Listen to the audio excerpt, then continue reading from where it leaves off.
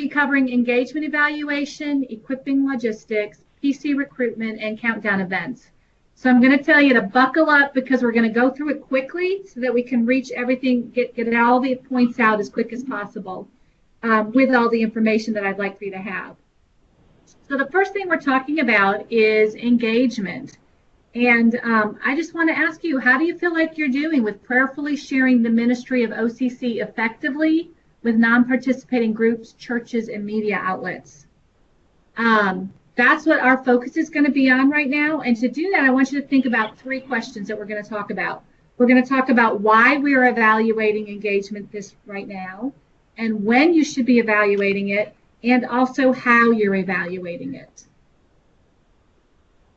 So we'll start with the why. Before I do that, I want to ask you a question. And so you're going to need to unmute yourselves to answer this. But I want you to think of something that you have like personally achieved, something you've worked really hard at. It could be a physical challenge or an educational challenge. It might be something personal, something, spiritual. It could be a lifestyle change. Does anybody have something that they'd like to tell us about where you've worked really hard at something and achieved a goal?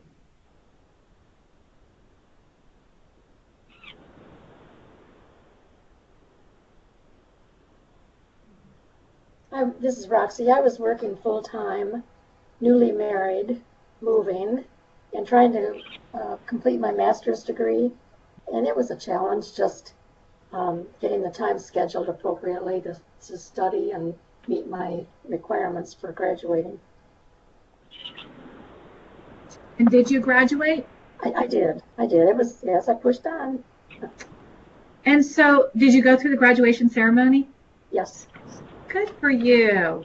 That's awesome. And that's like, what if you had gone through the whole graduation and then nobody said, good job, or great way to go, or I'm so proud of you. It's important when people acknowledge our achievements, don't you think? Absolutely. And so that's what I want you to think about with this season of engagement. That's one reason that I want you to concentrate on is giving those accolades to your team members. You have given them a lot of ministry responsibility. You put on them a goal to engage prospective churches and groups, and you should be recognizing those accomplishments when they do so, when they bring on new team member or new project leaders, or when they brought on a new church and got them to participate. And so hopefully you have set goals this season of engagement and are working towards those, and your teams are working towards them. But also always be thinking about evaluating those goals. Let your team know that they're not working in vain, but that what they're doing is important and it has a great purpose. You want to then celebrate those achievements with them. Don't let them come to you and say, well, I've got another church today, and you not acknowledge it. We've got to acknowledge it. And when we acknowledge it with the team, in front of the team, at a team meeting, that's even better because that really, really encourages them. If you're asking your team members to work really hard for this ministry, to do the work that you're asking them to do, but you don't follow up on their progress, if you're not checking to see if they're engaging churches, or if you don't care that they've accomplished in bringing on a new group, well, then you're kind of demotivating them. And you're making them feel like what they're doing is really useless and unimportant. If we don't let them know how important it is, they're not going to know. And just remember, every child is valuable in God's eyes. Everything they do is valuable in God's sight. And part of your role as an area coordinator is to build them up and help them see a reason for pressing on and continuing on and doing what they're doing. Another reason that we're evaluating this engagement season might hurt just a little bit, but honesty, is true, and it's the best policy. Looking back at our dashboard markers, our numbers for May are pretty sluggish. And we didn't engage as many churches or groups or prayer network partners this season. And so, looking back at that, we have to wonder why, what's happening there. It's important to look at our successes, but it's also important to look back at your missteps, see what you can learn from your mistakes and grow from them. And so I really encourage you to think about that. Look back at your season and see what happened. And then we're saying, when should you be evaluating this season? Well, Evaluating should be happening at the next equipping meeting. And if you're not having an equipping meeting every quarter, then you're behind. You need to be equipping your team on a regular basis every quarter. And so the support season starts in July. So that is when you should be equipping for support, but it's also when you need to be evaluating the engagement season. And then the question of how do we do it? Well, hopefully your team members have kept track of how many churches and which churches or groups or prayer network partners that they've reached out to. And so that's one way of doing it. Also encouraging them through prayer. Are you encouraging them to share the ministry of OCC? Are you praying with them? Are they praying before they go out to a prospective person? How many of those churches or groups did they get a face-to-face presentation with? Remember, our statistics show that if you make a face-to-face presentation, nearly 100% of the time, they're going to join us in our ministry. And so that obviously is the goal of this engagement season. How many of them committed to participate? Think about what your plan is to follow up with those that are interested. It's important to evaluate what you've done and keep good records and chart your success. And we do have resources available for that. The first one I want to talk about is the evaluation. Did that come up? The evaluation spreadsheet? Yes. Yes. Good. I love it when technology works. So I don't know how many of you, has anybody used this in the affirmation season for evaluating affirmation?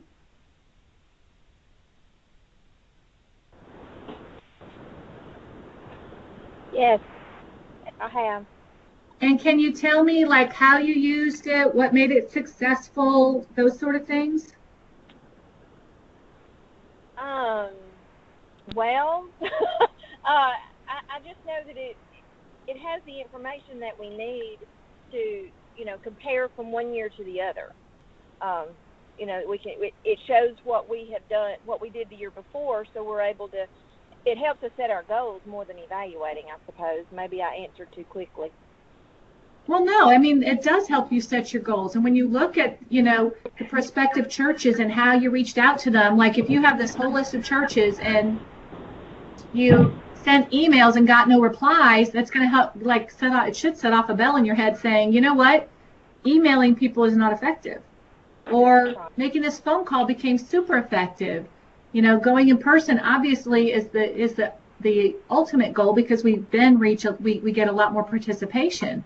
And so keeping good notes on these spreadsheets over time, as Robin said, over time, that history of what you've done, who you've contacted, how you've contacted them, and the results, making notes on all of that is going to make a big difference as your ministry continues to grow and the years go on, because then you're going to have something to compare to. It's kind of like, I was talking about, recognizing the achievements. This is a great way to recognize your achievements and keep on track of it all. Did someone have a question? Thought I heard somebody. Okay.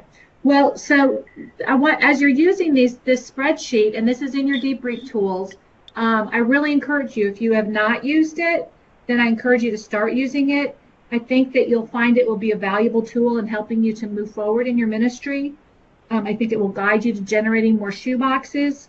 And so send this to your team members before your next meeting and have them fill it out. Have them come to the team meeting already having evaluated what their progress is, what they've done, how they did it, and then talk about it at the meeting. Have them bring it with them, and then everyone can talk about it, and you can actually, kind of speak, like I like the term, speak intelligently about what you've done, because if you're like me, if it's not written down, I'm going to forget it. So if I've got it in front of me, then it helps me to follow through and know where I'm at, what I'm doing, and that sort of thing. Another tool that you can use Hey, is Tracy. probably yes? I'm sorry, before you leave that, where is debrief tools? Is that in the AC box folder? It is. Okay, Yes, thank ma'am. you. Good question, Kathy. And then the next tool that I'm going to bring up that I know is your favorite thing of all is the monthly summaries, the monthly updates. I know you all can't wait to fill out your monthly updates every month. But this is also a great tool to help you evaluate the engagement season. everything that's on there is information that will help you know where you're at, what you're doing, who you need to approach next, how often you should be approaching someone, are all things that you can gather from this data on this information, or information from this data. And then finally, the last resource is your Go Box allotments. When you're filling out this form, you need to be remembering the prospective churches and groups that you plan to approach. And if you have not included them on this form, then you need to add them before you send it to your regional point of contact tomorrow. I don't know if you heard that clearly, but these are due tomorrow. And so before you send them in, make sure that you're also accounting for the prospective churches and groups that you want to engage in. Let's see. So unless we have any more questions about engagement, we're going to move on to logistics. Does anyone have any questions?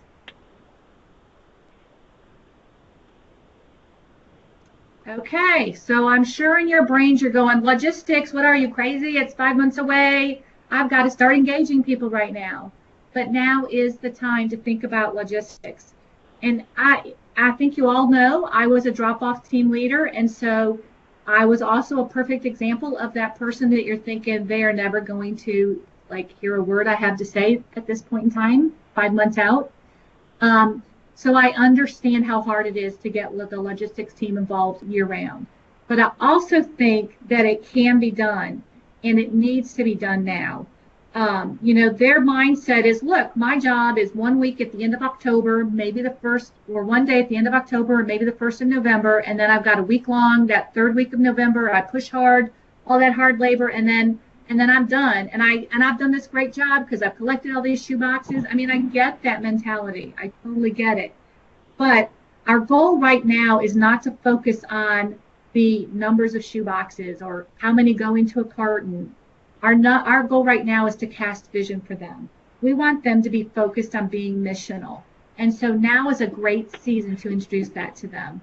If we think about our core values, y'all filled out the National Collection Week survey, and now is the time to make it happen. If we think about those core values and what we want to change, think about the Titanic, smooth sailing right along until it hit that iceberg, and then it was too late. So significant change and improvements have to happen now. If we're going to change their mindset about being a missional drop-off location, we've got to do it now. It's going to take planning on your part. It's going to take a lot of thought. And if you have a logistics coordinator, great for you. This is a job you should delegate to your logistics coordinator. Definitely let them handle this. If you don't, then it's something you're going to have to manage on your own. And ideally, the logistics coordinator, that this is going to be a team meeting for them. Obviously, different areas are more spread out, so it might need to be a Skype call or a conference call. But ideally, we'd like for you to have team meetings. And then as a last case scenario, we know that sometimes information just has to go out by email. But I think you all are familiar with how much more effective in-person is versus email. And so at a minimum, that would be a last resort, would be to send an email. But going back to the question about what we're going to talk about, it's focusing on that amazing experience. We want our logistics teams, we want our drop-off locations to be an amazing experience for both the donor and the volunteer. This is a time that we need to be thinking about those core values of being transformational, prayerful, efficient, active, promotional. And I've left one out. Can anybody guess which one I left out? Prayerful? I said transformational, prayerful, efficient, active, promotional, and there's one more. Accurate. Accurate, that's right. And I left that out intentionally because we want you to save the accuracy for your National Collection Week prep meeting. And that is the time that you want to focus on how to fill out the drop-off logs, how to mark the outside of the carton, how many shoe boxes fit in the carton, how do we pack the carton. Those kind of things we're going to leave that nuts and bolts of it toward National Collection Week prep meeting. Right now, we want to focus on that missional experience. And we want to cast a vision for our drop-off team leaders and help them see that big picture of being a missional drop-off location. And I think one of the best ways to do that in your team meeting is to brainstorm with them. I think if you just go to them and throw a bunch of information at them, they're not hearing it. But involve them in the discussion. Get them involved in deciding how to make their location missional. Help them to think through those things. Last National Collection Week, y'all filled out a survey on each drop-off location that you went to, and it revealed 2 areas that we were kind of subpar in. And those areas were active and promotional. And so those are the things that I'm going to talk about today. Being an active drop-off location involves the community more. It provides a robust and memorable experience for the volunteer. And so some ways that you can involve your drop-off team leaders now in preparing for that is to have them start calling pastors now and book a date with them during National Collection Week. And I would recommend them contacting churches that are not participating but are right near them and ask the pastor to come in one day during National Collection Week and give a devotion at the start of your opening hours. That is a great way to involve the community, a great way to give exposure to Operation Christmas Child. You could even have the pastor bring in volunteers with him if he wanted to and have them kind of work it for an hour or so. But I think that will be a great opportunity to get more churches involved and also provide a great experience because you're starting your day off in God's Word with a devotion. You also might consider, think about, providing specific training for your volunteers, assigning them different roles and different jobs to do, and making sure that they're engaged throughout the time that they're volunteering. Something else to think about right now is opening ceremonies. If your drop-off locations are going to have an opening ceremony, they need to be planning it now if they want the community involved. And we want the community involved. That's going to bring a lot more recognition to the ministry. And so now is the time for them to be planning those opening ceremonies, involving the other churches in them. And so then we want to think about how the promotional end, how do we educate our donors and volunteers? Almost every drop-off location has a great resource table. But the problem is that it's not really a resource table. It's more of a display table. I'm going to give you an example. I'm one of 11 children, so you can imagine the chaos in our house growing up at times. And my parents, we had the family room and we had a living room. And the living room for us children was to look but don't touch. I mean, I can remember standing with my toes on the edge of the carpet at night saying, "May I come in to give you a kiss goodnight?" Like, we had to have permission to go into the living room because it was kind of like their sanctuary, their place. It was the one room that they could bring guests that they knew would be clean in the house when people would show up to the house. And so that was kind of like a look but don't touch standoff. That is something that I think has happened with our resource tables. I think our resource tables are pretty displays. They look good, but our donors do not go to them. And so what I'm really going to encourage you to do is assign a volunteer to bring the donor to that resource table. Don't hide it in the back of the room or off to the side, but make it a prominent part of the drop-off experience. Have a volunteer there to explain to them about the greatest journey. Explain to them about what a great packed shoebox looks like. Explain to them about joining the area team. Really involve them in it and utilize that resource table that you have so that it's not just a display area. Right now, Roxy is going to share with us. She has recently done a logistics training, and I've asked her to share about the importance of the resource table and how to utilize that promotional tool that she has, and also why she chose this time to equip her team on logistics. So Roxy, go ahead. Okay, I have several new drop-off center team leaders, and to make sure they get off on the right foot, and to be sure that some of those who have been doing it for a while kind of correct some of the things that they need to be correcting. We had our logistics team meeting on June 10. Basically, we walked through the handbook and followed that along with slides, as Tracy has some coming up for you now. And when we came to promotional, this is the one time of the year where the public comes to us. So we want to capitalize on what they see and hear. So we want to educate them about OCC and the vision of reaching boys and girls around the world with the gospel of Christ. And it's also an excellent opportunity for recruitment. So the display table needs to be, as Tracy said, not just set up, but hosted to engage donors in a warm and welcoming way, displaying, as this particular display shows, the journey of a shoebox map with ribbons running from countries that were receiving last year to cards that would give them facts about the country and statistics on the number of children reached. We also want to have information about our area team org chart, showing the roles that are needing to be filled, distributing the Becoming a Year-Round Volunteer kit, and having a sign-up sheet for recruitment.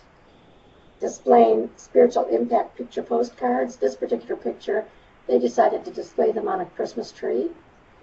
Some of the other displays were on the tables themselves. We want to have a display only labeled TGG and TGJ booklets.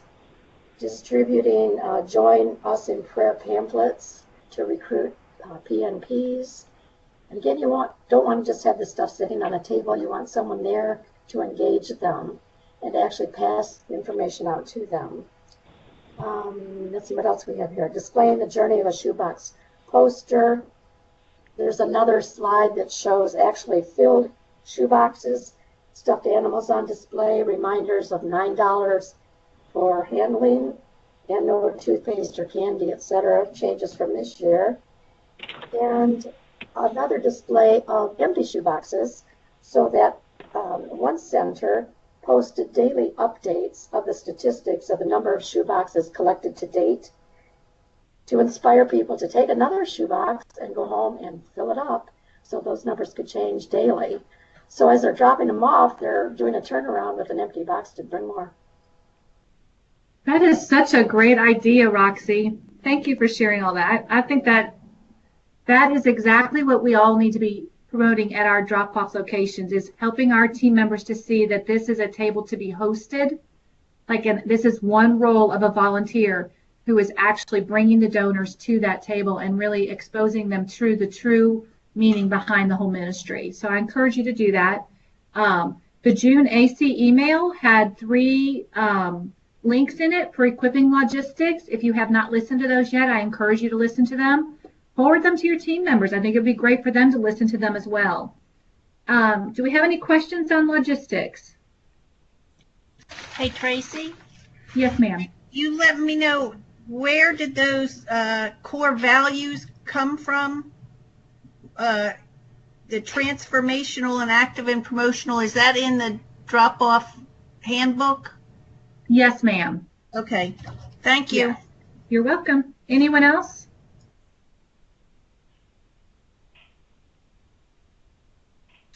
Okay, now we're going to talk about countdown events. Now is the time to be planning for countdown events, and this should be the goal outcome of your project leader workshops. At the project leader workshops, one of the goals is to secure a countdown event. But what we want to make clear is that the countdown event should be hosted by project leaders, not by team members. You know, as a team, you might be able to host for maybe 5 countdown events, but if you let project leaders do that, you're going to triple that number, and that's going to be a lot more effective in multiplying it and making the community aware. There is one exception to that, however. If you have a new drop-off location, that new drop-off location we strongly encourage them to have a countdown event so that the community is aware of them as a drop-off location. It also helps kind of retrain those who were dropping off somewhere else previously. You can divert them by inviting them to that drop-off, that countdown event, so they know where the church is and that sort of a thing. But be intentional with these drop-off events. We want them to be, you know, a pep rally. We want them to be exciting, and we want them to be educational and informational. And I know year after year you're thinking, how do I keep doing this? How do I keep this fresh? How do I keep the information out there and people wanting to come hear about it? And so I've asked Nina to share. She had a kind of different booth set up as to how she did this event. So Nina, are you available to share?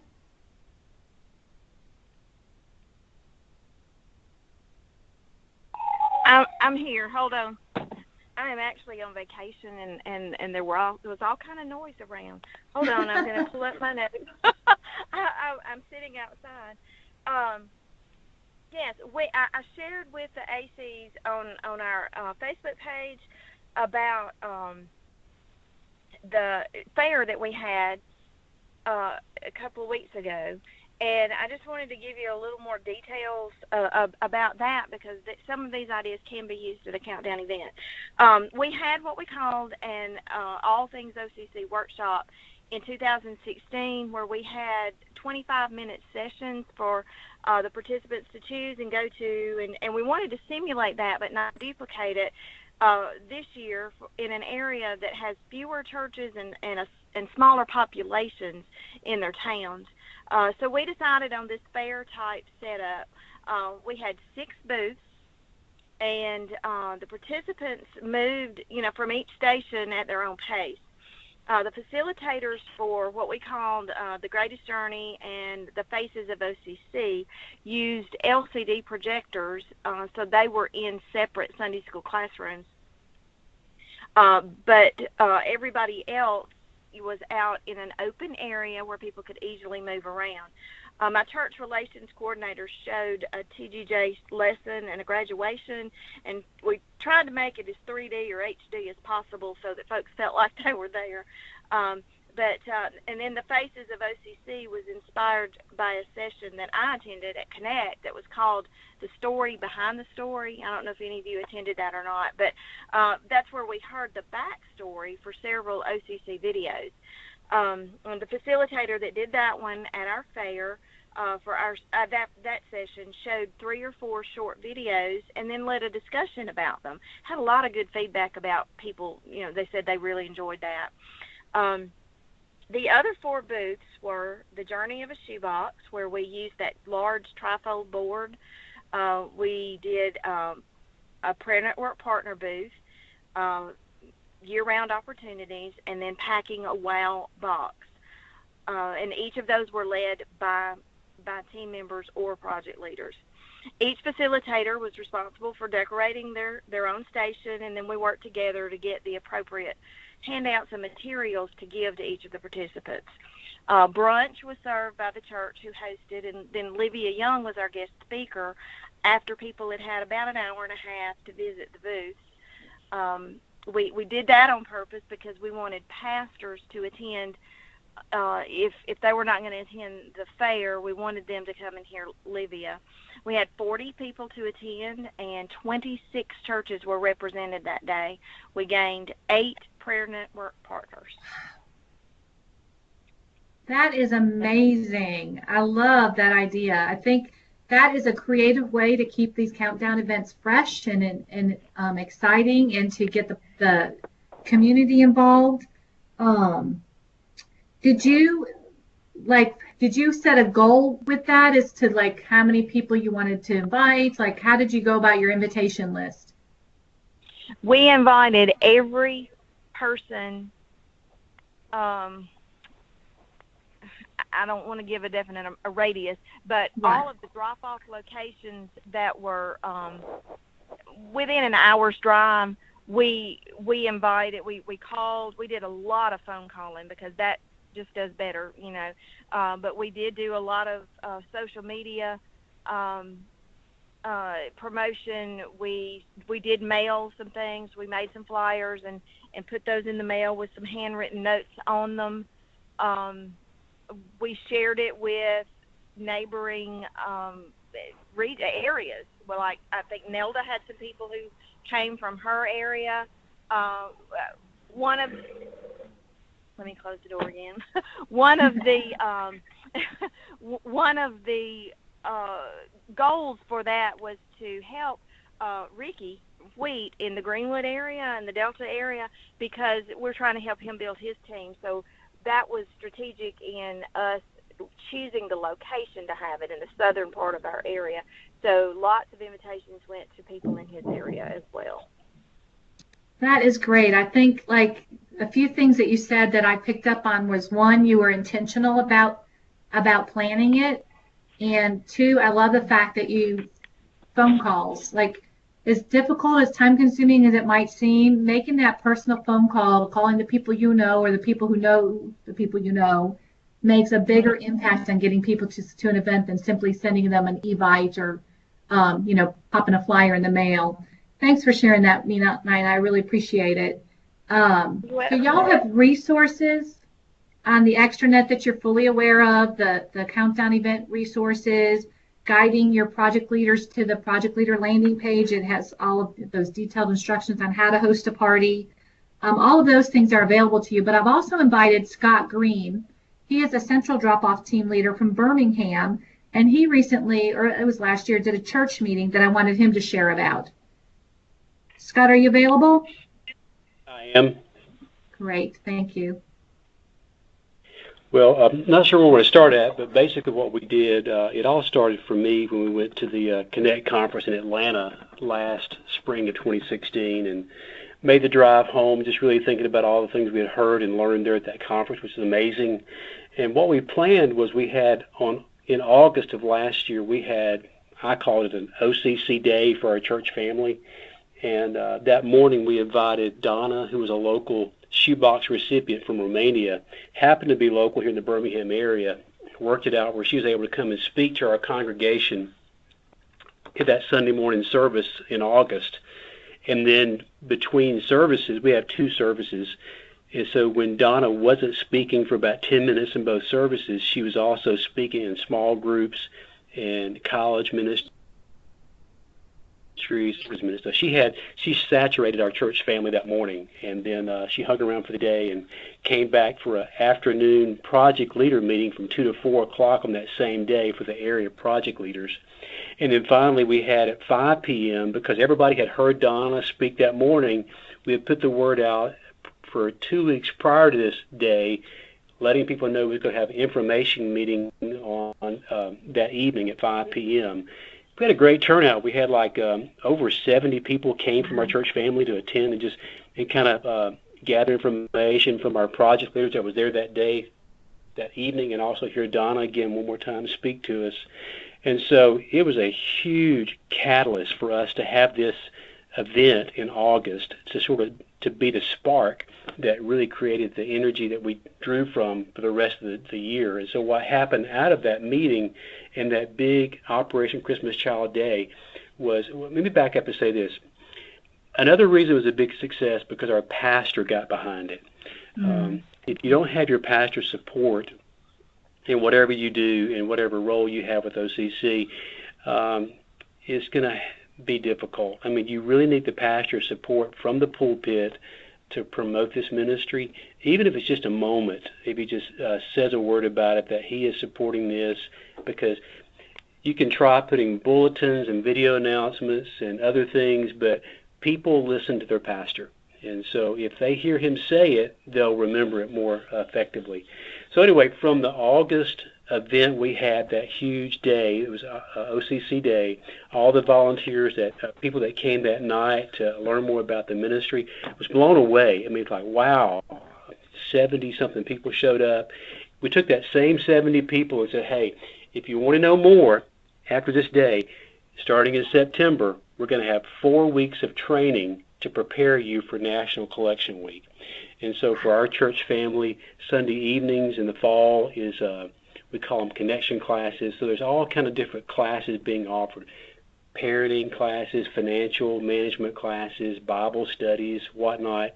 But we included in this list of opportunities for the church family an Operation Christmas Child training session. So we had 4 weeks.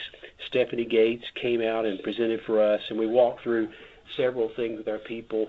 An overview of OCC the first night, how to pack a WOW shoebox on that first night. The second night was talking about prayer and promotion. How do we engage our church family through our various contacts we had in this class? And then the third week was spent training our people on, during the collection week, how to receive people, how to welcome, and all the things you've already discussed about making it transformational and so forth during that week-long process. And then finally, the fourth week of training was on how to do the details of the administration, the collecting, the counting, and so forth. So out of those 4 weeks of training, we gained kind of like Jesus. Jesus had the 70 he sent out, but then he had his 12. His 12 core disciples.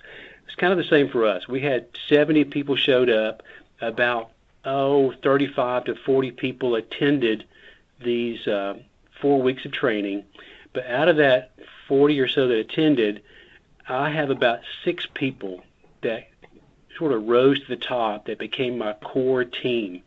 And this core team now that helped really look over my shoulders in November during collection week, I've asked them to step up this year. They're going to take over OCC for our church campus. They're going to be the leaders beginning in 2018. And so this is one more year of training for them. So I'm telling you, you said it right. Advanced planning the month of July and August is a great time to really put a spark in your family for the ministry for the fall. And did you have, I mean, that's just awesome. I think it's incredible what you did. And did you have, like, the people who attended, were some of them that evening, were they all church members, or were some of them from the community? There was only a handful from the community. For me, being the host, I focused on my church family. Right. I don't know how well the project leaders from the other areas, I think they put the word out, but honestly, I couldn't speak to that directly as far as to how many came or why there wasn't a whole lot. But I know I promoted it heavy within my congregation, so we had a huge turnout. Of course, let me just preface that we're a large church, so we run over 3,000 every Sunday. Wow. Yeah. Well, what a great way to develop a team then, to work at the drop-off location. And I think Shelley said that there were people who actually joined the area team after that? Yes, I think that's correct. Yeah. Forgive me for not remembering that, and who it was I couldn't tell you at the moment, but I think that's correct, yeah. Well, thank you. Those are great suggestions. Both you and I had some great ideas for to incorporate into a countdown event and getting the community involved and just really building up, promoting OCC. Did anybody have anything else they wanted to add about countdown events? I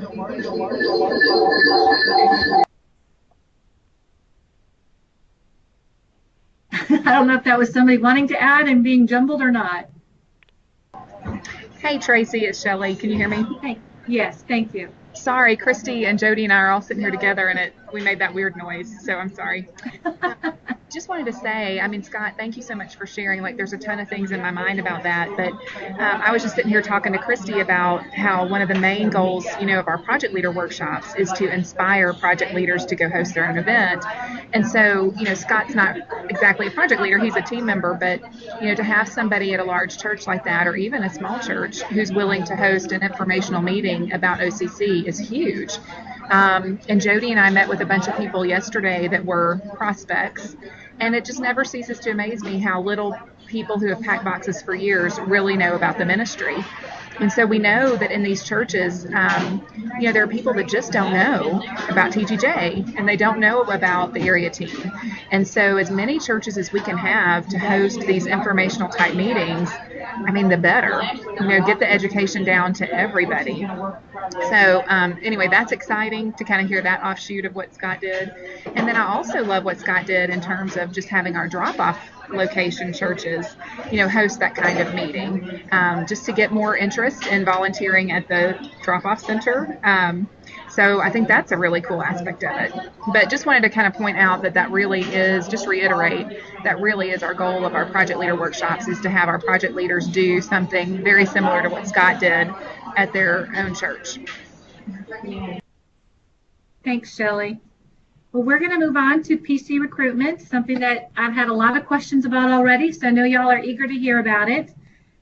You will be able to reserve spots again this year, and we just want to make sure that you're, aware of why you're given this privilege of being able to reserve spots early. And of course, the first one is to generate more shoe boxes, more gospel opportunities. But also, we feel like it's a great opportunity for you to reach new ministry partners and to grow your area team. And then the fourth reason is to deepen the involvement of existing partners. And so these spots are given to you early so that you can focus on those 4 areas And in order to reserve a spot, you're going to have to submit a recruitment plan, and for each group of slots that you want to reserve, and you'll need to reserve that, submit that plan between July 24th and September 8th to your regional point of contact. The recruitment plan is going to ask you several things. You're going to have to provide the group name, the volunteer coordinator name, contact information, the preference on PC, dates, and time of day, as well as the reason why you feel like your group will benefit from this recruitment opportunity. And then you'll receive confirmation of your request sometime in mid-September via email. This year, the regular PC registration will open October 4th, and it again will be staggered like it was last year. That means that we'll open the registration period over 4 different days, and then at different PCs will be opening on each of those days. What we wanted to encourage you to do, though, is to reserve what you can fill. Last year, we had a huge attrition rate on reserved spots. And being, I was in the Baltimore PC, but I know it happened all over. Being in the PC, it's so sad to see, boxes needing to be processed and volunteers not being there, and then seeing our list of people that we have spots reserved and they're not being filled.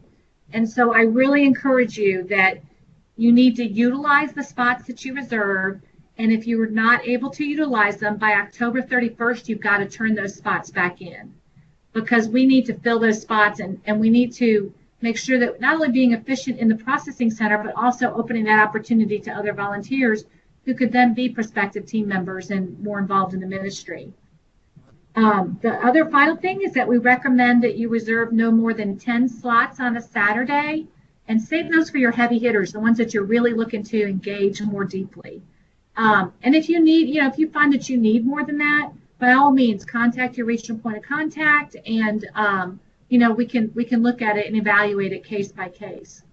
But you should be getting an email about this very shortly with all the details that I just mentioned, and so you can be thinking now about how you're going to utilize your spots and when you want to utilize them. But I'm just going to finalize it by saying, remember that the purpose is to generate more shoeboxes, reach out to new ministry partners, grow your area teams, and then deepen the involvement of existing partners. Does anyone have any questions about PC recruitment or anything else we've discussed today?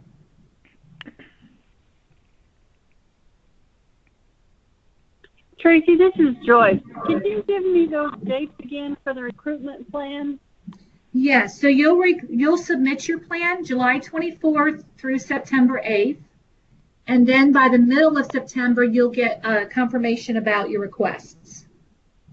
Okay, thanks. I couldn't get the last date, and I was like, what? And then it opens to the general public on October 4th. Okay. Anyone else?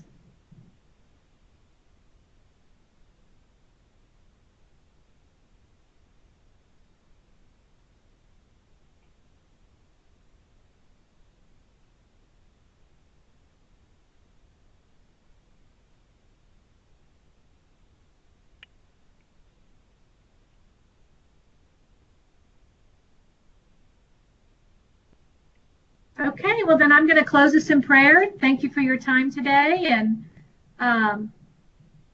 let's pray. Father God, thank you so much for this glorious day that you've given us. Thank you for your mercies that are new every day. Father, for your presence that's always among us. I thank you for these area coordinators, Father, and for Scott, our guest speaker, Lord, and just praise you, Father, for the work that they do, for the heart that's behind it, and for the outcome that you provide. I pray, Father, that you just continually remind us of how we can serve you better, and give us opportunities on this day to reach out to someone who doesn't know about you and share the message of your love and your Son. I pray this in your Son's name. Amen. Thanks, everybody. Thanks, Tracy. Thanks, Tracy. Good job. Thanks.